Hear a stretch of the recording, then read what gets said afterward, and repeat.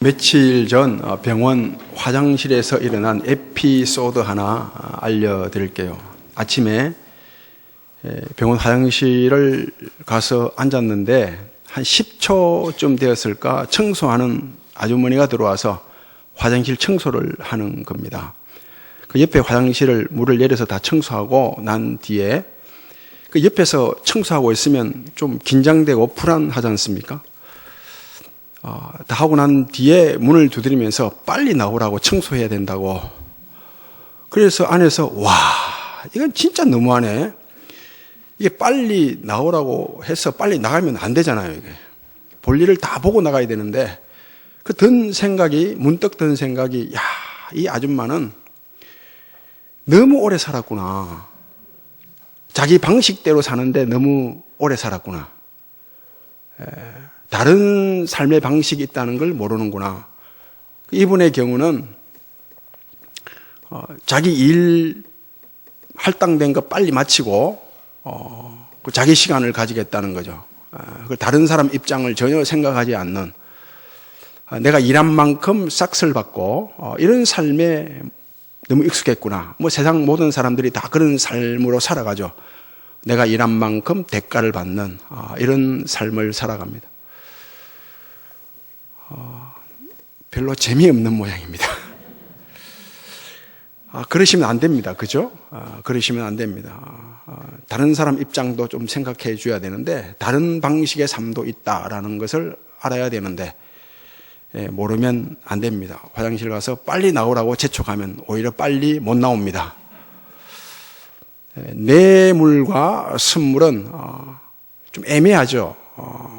굉장히 다른데, 그 뇌물과 선물을 구분하기가 굉장히 애매하고 모호합니다. 사람을 처음 만나거나 처음 인사할 때는 주는 것 있으면 그건 뇌물일 가능성이 많아요. 그러나 헤어질 때 더 이상 보지 않을 때, 볼 일이 없을 때 주는 것은 선물일 가능성이 많습니다.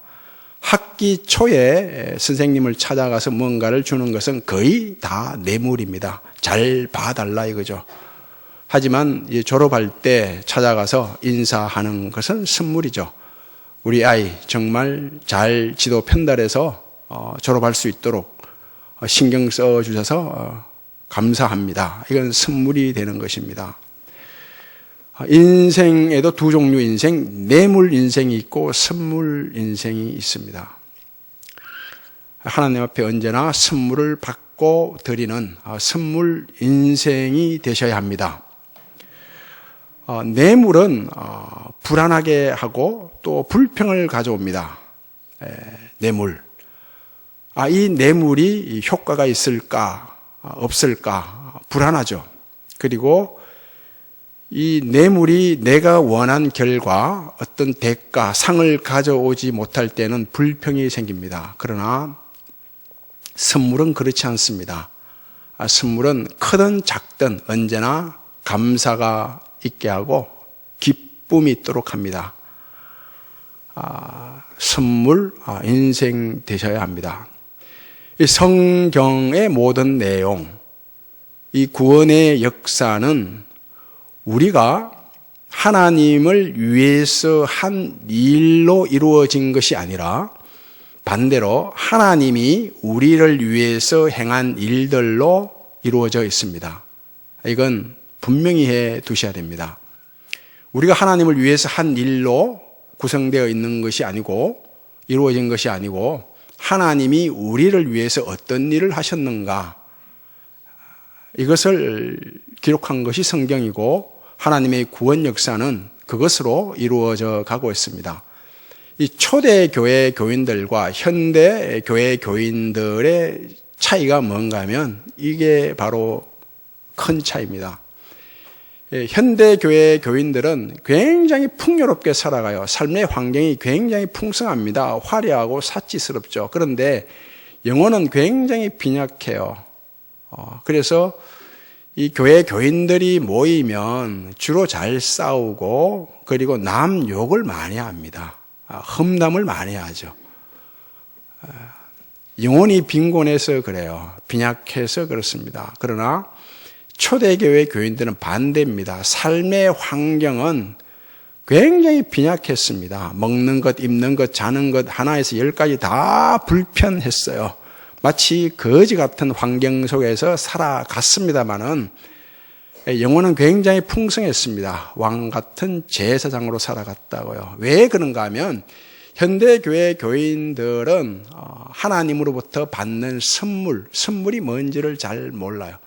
하나님을 위해서, 교회를 위해서 내가 무엇을 해야 되는지, 하나님을 위해서 내가 뭘 해야 되는지 내 일에 관심이 있고, 초대교회 교인들은 하나님이 내게 주시는 것이 무엇이냐, 선물이 무엇이냐, 이걸 알고 선물을 받아 누렸기 때문에 영혼이 풍성할 수 있었던 것입니다. 그래서 목숨을 내놓아야 하는 핍박의 상황에서도 내게 구원을 주신 하나님을 기뻐하고 감사하는 그런 삶을 살아갔던 것입니다. 요한복음 3장 3절 말씀을 보게 되면 이런 말씀이 있죠. 예수님께서 말씀하십니다. 내가 진실로 진실로 너희에게 이르노니, 굉장히 중요한 말씀을 예수님이 하실 때는 진실로 진실로 이렇게 반복하는 거예요. 반복한다는 것은 굉장히 중요하다는 것입니다. 거듭나지 아니하면, 성령으로 거듭나지 않으면 하나님 나라를 볼 수 없고 하나님 나라에 들어갈 수 없다라고 말씀하셨습니다. 그리고 고린도후서 5장 17절 말씀이에요. 그런즉 누구든지 그리스도 예수 안에 있으면 새로운 피조물이라. 보라 이전 것은 지나갔으니 보라 새 것이 되었도다. 이런 말씀이 있습니다. 예수를 믿는다는 것, 거듭난다는 것, 새로운 피조물이 된다는 것은 어떤 의미가 있는가 하면 하나님의 생명이 내 영혼 안에 들어오는 것을 말합니다. 다시요. 예수 믿는다, 내가 성령으로 거듭난다, 새로운 피조물이 되었다, 그리스도 예수 안에서. 이건 하나님의 생명이 내 영혼 속에 들어와서 심기는 것을 말합니다. 봄날 밭에 나무 심고 꽃 심고 씨앗 심고 채소 심죠. 심은 것은 어떻게 해요? 자라지 않습니까?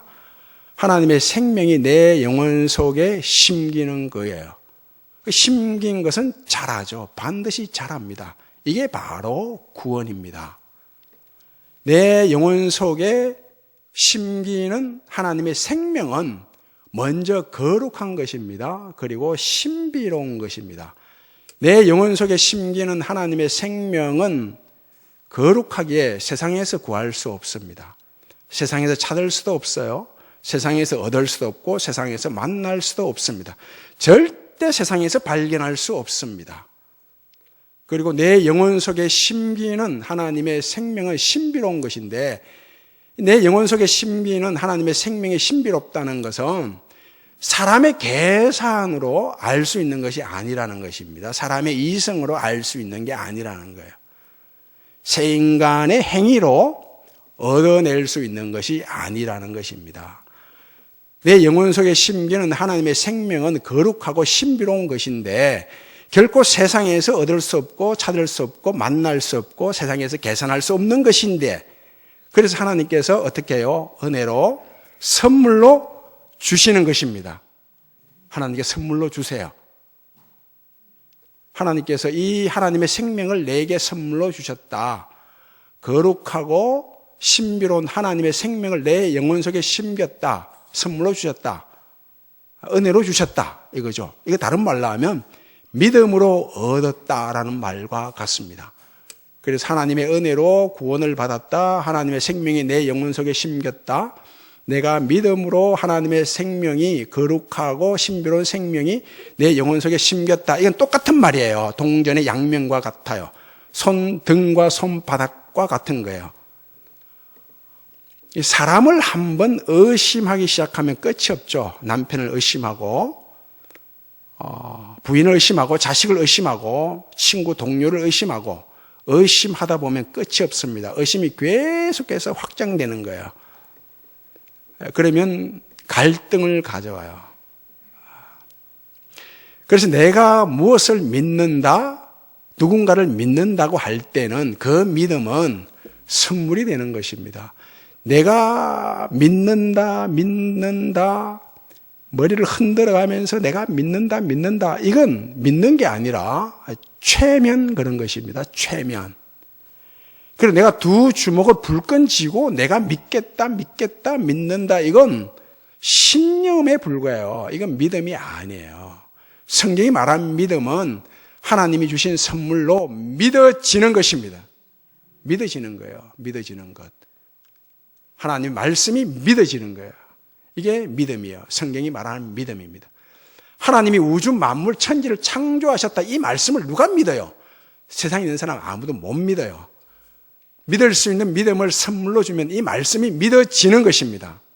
믿어지는 거예요. 그래서 에베소서 2장 8절 9절에서는 이렇게 말씀하죠. 너희가 그 은혜로 인하여 믿음으로 말미암아 구원을 받았으니 이것은 너희에게서 난 것이 아니요 하나님의 무엇이라?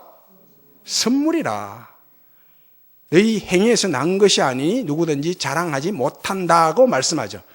내 행위로 믿게 됐으면 자랑할 것이 있죠. 그런데 하나님이 주신 믿음, 선물로 믿다 보니 하나님의 은혜라 내 행위가 아니라 자랑하지 못한다. 이렇게 말씀하는 것입니다. 이스라엘 백성들이 광야 생활할 때 그 에돔 길로 에돔 나라 있는 곳으로 빙 우회하게 되었답니다. 그 빙빙 돌다 보니 마음이 무척 상했어요. 괴롭죠. 빙빙 같은 곳을 돌다 보면 짜증나고 성질나지 않습니까?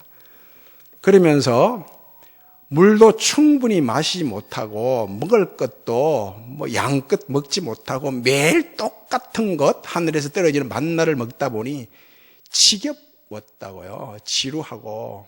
그래서 불평하고 원망하는데 그 정도가 점점 심해졌어요. 불평과 원망은 하면 할수록 심해지는 것입니다. 살이 붙어요. 언제나. 그래서 하나님과 모세에게 거칠게 항의합니다. 대들입니다. 아주 사악하게 대들어요. 우리가 뭐냐 지금 차라리 죽는 게 낫다. 이 지경까지 대들게 됩니다. 이런 이스라엘 백성들의 모습을 하나님이 보고 죽고 싶다는 이스라엘 백성들을 향해서 뭘 보냅니까? 불뱀, 독사를 보내요.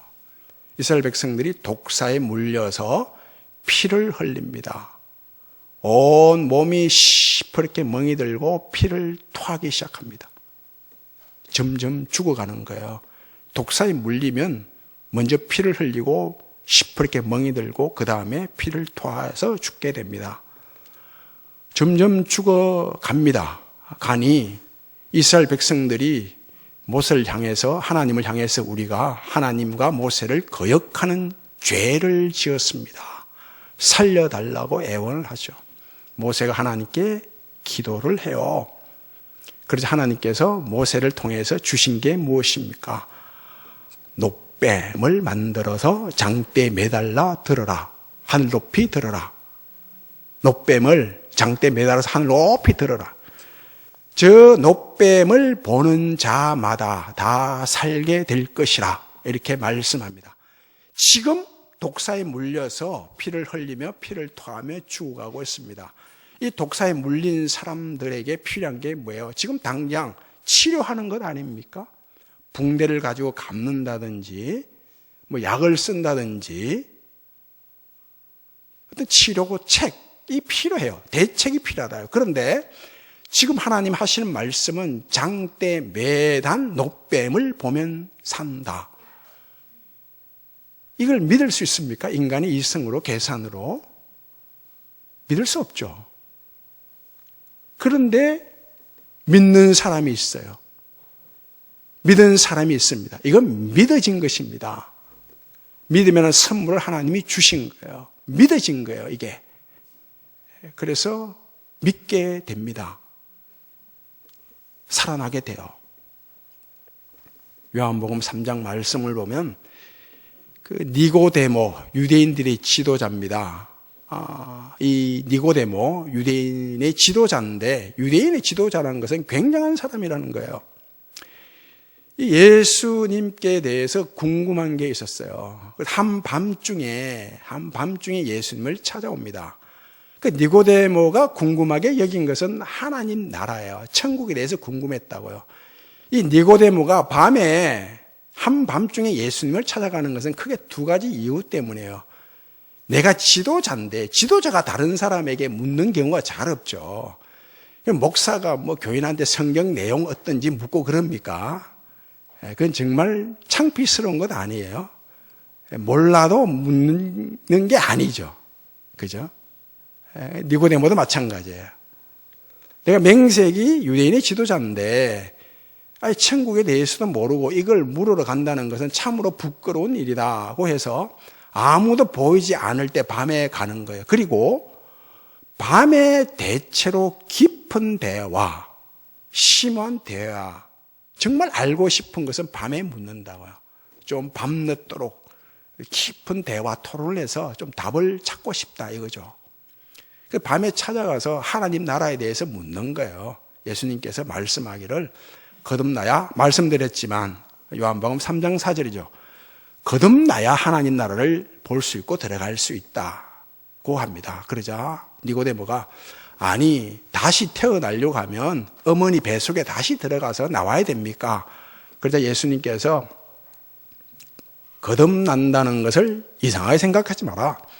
바람이 어디서 왔다가 어디로 가는지 바람의 출처를 우리가 모르지 않느냐. 이처럼 성령으로 거듭나는 사람도 이와 같다. 우리가 언제 선물을 받을지 모르나 하나님이 주신 선물로 거듭나게 된다. 이런 말씀이죠. 그러면서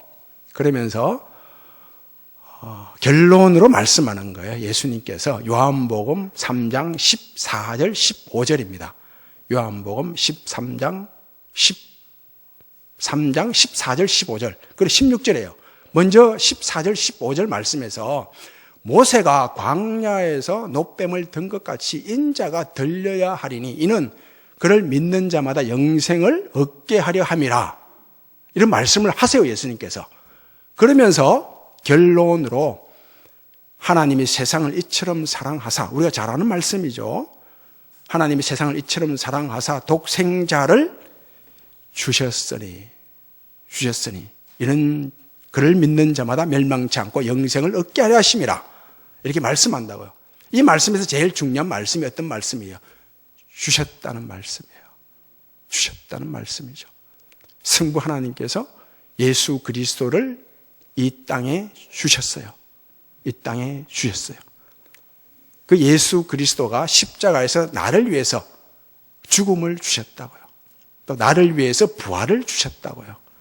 그것도 모자라서 성령을 주셨다고요. 구원은 믿음을 선물로 받는 것입니다. 이처럼 먼저 받는 것이죠. 믿음이 자라고 신앙이 건강해진다는 것은 이처럼 말씀이 믿어지는 양이 많아지는 것을 말합니다. 이제 말씀이 믿어진다. 이게 내게 주시는 말씀으로 믿어진다. 바로 이거예요. 오늘 본문 말씀은 이것을 잘 설명해 주고 있죠. 엘리사의 제자가 죽었습니다. 부인은 졸지에 과부가 된 것입니다. 이 가정을 책임지는 가장이 죽으니 어떤 일이 벌어집니까? 채권자들이 와서 네 남편이 빚을 많이 졌다면서 그 대가로 아들 둘을 노예 삼고자 하는 거예요. 종 삼고자 합니다. 낭패죠. 이 과부 부인이 엘리사를 찾아가서 하소연합니다. 하소연해요.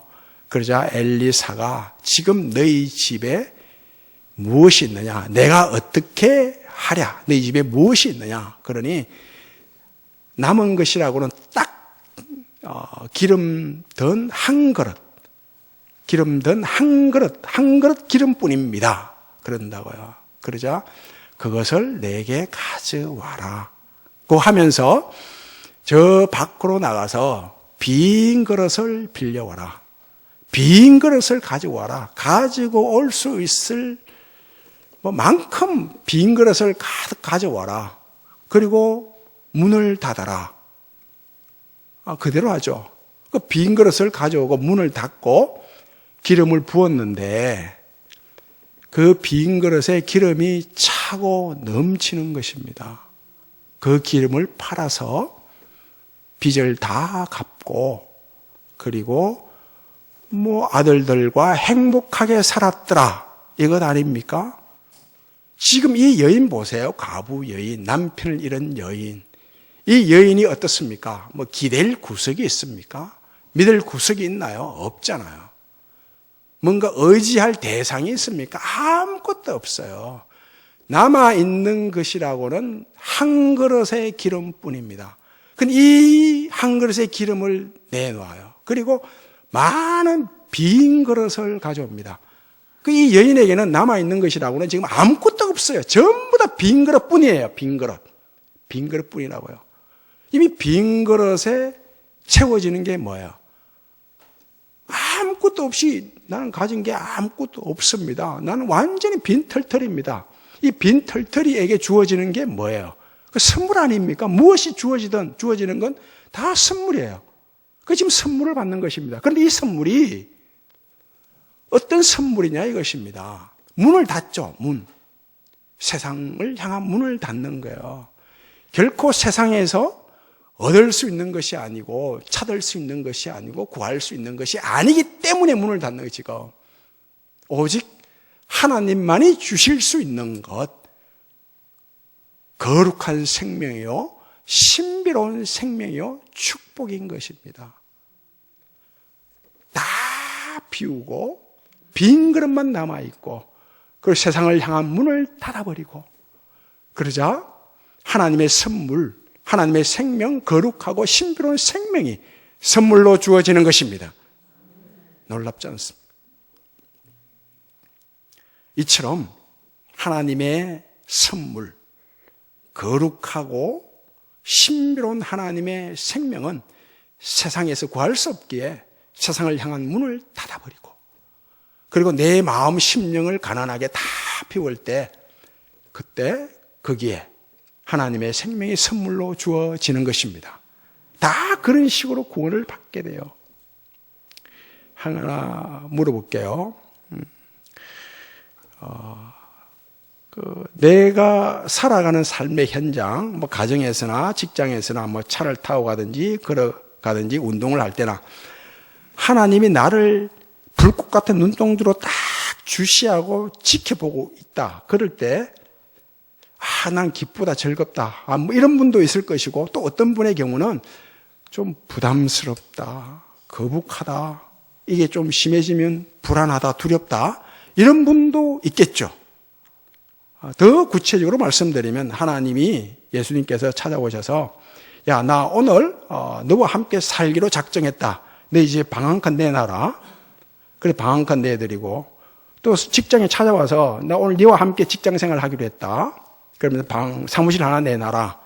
함께 직장생활하고 이럴 때 물론 기쁘고 감사하고 즐거운 사람도 있겠지만 대부분의 사람은 좀 부담스럽죠. 예수님과 함께 산다 집에서 좀 부담스럽지 않나요? 고개를 그때 안 하시네. 네, 좀 부담스럽죠. 예수님이 함께 산다.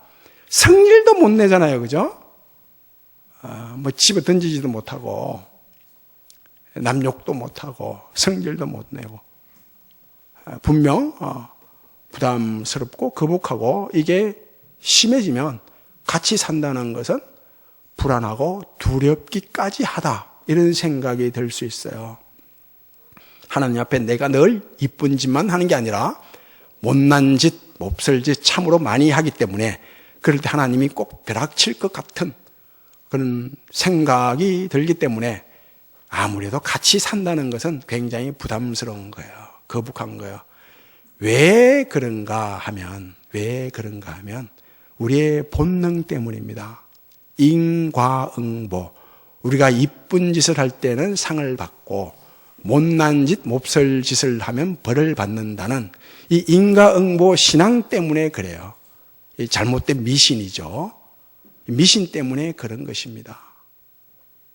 아직 구원이 뭔지 확실히 몰라서 그래요. 못난 짓 할 때, 못난 짓에 대해서, 몹쓸 짓에 대해서 벌을 주고 이쁜 짓에 대해서 상을 주는 것은 지금이 아닙니다. 마지막 날에 주어지는 것입니다. 지금은 뭐냐 하면 고린도후서 7장 8절 말씀이죠. 보라, 지금은 은혜 받을 만한 때요. 지금은 구원의 날이로다. 지금은 은혜 받을 때입니다. 지금은 구원의 날이에요. 지금은 하나님이 상을 주고 심판하시고 벌을 주고 이게 아니라는 거예요. 마지막 날에 벌을 주고 상을 주시는 것입니다. 지금은 선물로 하나님의 은혜로 사랑을 받고 용서를 받고 평강을 받고 감사를 받고 복을 받는 것입니다. 우리가 기도할 때 그러잖아요. 사랑의 하나님, 그죠? 용서의 하나님, 복의 하나님, 평강의 하나님. 이건 하나님의 속성이 그렇다는 거예요. 하나님이 사랑을 가지고 용서를 가지고 평강을 가지고 우리를 애간장 태우듯이 주고 싶을 때 주고 말고 싶을 때 말고 이게 아니라는 거예요. 이게 아니에요. 뭐냐? 하나님은 사랑하실 수밖에 없고 용서하실 수밖에 없고 복을 주실 수밖에 없습니다. 그럼 나는 복을 못 받는데 그건 여러분들이 복이 뭔지 잘 몰라서 그래요. 복을 세상 것으로 자꾸 이해해서 그래요. 하나님은 용서하지 않고서는 견디질 못해요. 배기질 못한다고요. 사랑하지 않고서는 배기질 못해요. 견디질 못해요. 복을 주지 않고서는 견디질 못해요. 하나님의 속성이 그래요. 하나님의 속성이. 그러다 보니 하나님이 기꺼이 우리가 기꺼이 하나님이 방 하나 내놔라 같이 살자 같이 직장 생활하자 그럴 때 방을 내드리고 사무실을 내드려야 합니다. 안심할 수 있어야 됩니다. 안도할 수 있어야 되죠.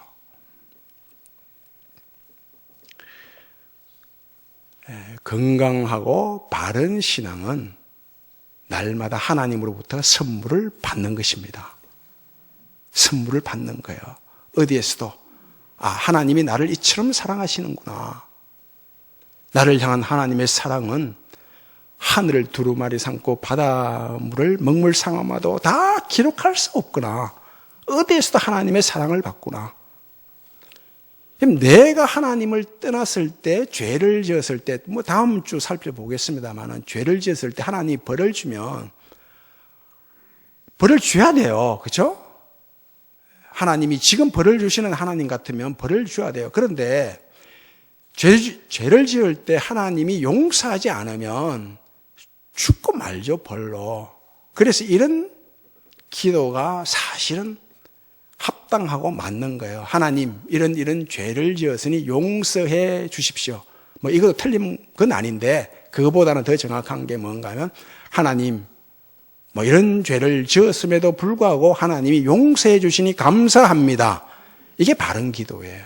이게 맞는 거예요. 바르고 건강한 신앙은 선물로 받는 것입니다.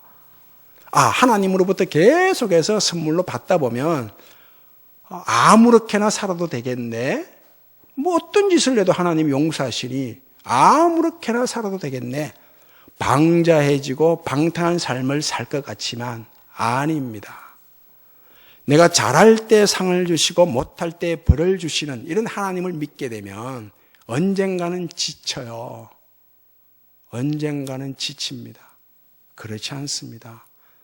하나님이 거저 주시는 선물, 사랑을 받고 용서를 받고 평강을 받고 감사를 받고 복을 받다 보면 오히려 하나님 나라와 을을 위해서 살아가고자 하는 힘이 생겨요. 자발적인 힘이에요. 사랑을 받게 되면 사람은 자존감이 굉장히 높아져요. 이와 똑같은 거예요. 하나님으로부터 사랑을 받게 되면 내 자존감이 굉장히 높아져요. 하나님이 그죠? 다 주셨죠. 예수 그리스도를 주셨고 예수 그리스도 함께 다 주셨어요. 그래서 선물을 받았다고요. 그래서 우리도 하나님께 선물을 드리는 것입니다. 내 인생을 다 거는 거예요, 하나님께. 하나님으로부터 선물을 받고 하나님께 내 인생을 선물로 다 드리는, 하나님께 인생을 거는 이 일보다 가치 있고 보람되고 위대한 일은 없습니다. 정말 하나님께 인생을 다 거셔야 합니다. 다 받았기 때문에 다 거셔야 됩니다. 안 받은 게 어디 있나요? 다 받았잖아요. 세상을 향한 문을 닫아버리고 나를 다 비워내고, 팔복에서는 이렇게 말씀하죠. 다 비운다는 것을 심령이 가난한 자는 복이 있나니 천국이 그들의 것이며. 세상을 향한 문을 닫고. 왜 문을 닫아요? 하나님의 거룩한 생명, 신비로운 생명, 축복은 세상에서 결코 얻을 수 있는 것이 아니기 때문입니다. 세상 문을 닫고, 그리고 나를 다 비워 빈 그릇을 가져 그 안에 채워지는 하나님의 은혜와 은사와 선물이 가득한 이런 복이 있기를 바랍니다.